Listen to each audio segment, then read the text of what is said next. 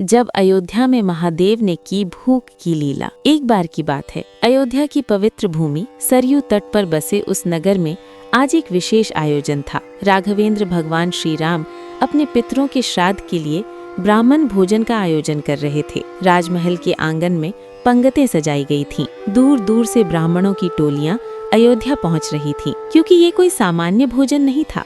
ये मर्यादा पुरुषोत्तम श्री राम के हाथों होने वाला श्राद्ध था। इसी बीच कैलाश पर भगवान शंकर को इस आयोजन का समाचार मिला। शंकर जी के मन में कौतूहल जागा। उन्होंने सोचा, आज मैं स्वयं देखूंगा कि श्री राम श्राद्ध की मर्यादा कैसे निभाते हैं। और तभी भगवान शंकर एक वृद्ध ब्राह्मण का रूप धरकर ब्राह्मणों की टोली में अयोध्या की ओर चल पड़े। जब वो वृद्ध ब्राह्मण महल के द्वार पर पहुंचा तो उसने सरल शब्दों में कहा, मुझे भी भोजन करना है। सामान्य लोगों को वो एक साधारण वृद्ध लगा, पर अंतर्यामी श्री राम क्षण भर में सब समझ गए। श्री राम जान गए, ये कोई और नहीं, महादेव स्वयं मेरी परीक्षा लेने आए हैं। पंगत बिछाई गई। श्री राम स्वयं आगे बढ़े, उस वृद्ध ब्राह्मण के चरण धोए, उन्हें आदर पूर्वक आसन पर बिठाया और भोजन परोसना स्वयं आरंभ किया। अब एक अद्भुत दृश्य सामने आया। जो भी वस्तु उस वृद्ध ब्राह्मण की पत्तल में रखी जाती, वो एक ही ग्रास में समाप्त हो जाती।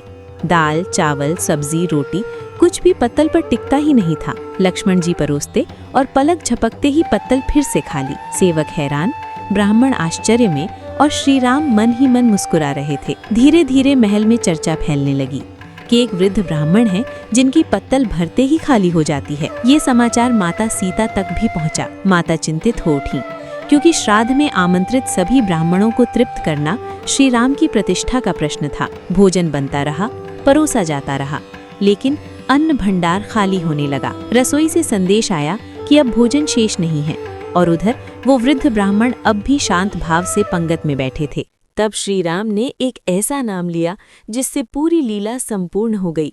दोस्तों, बने रहिए अगले भाग के लिए। तब तक कमेंट में हो जाए जय श्री राम।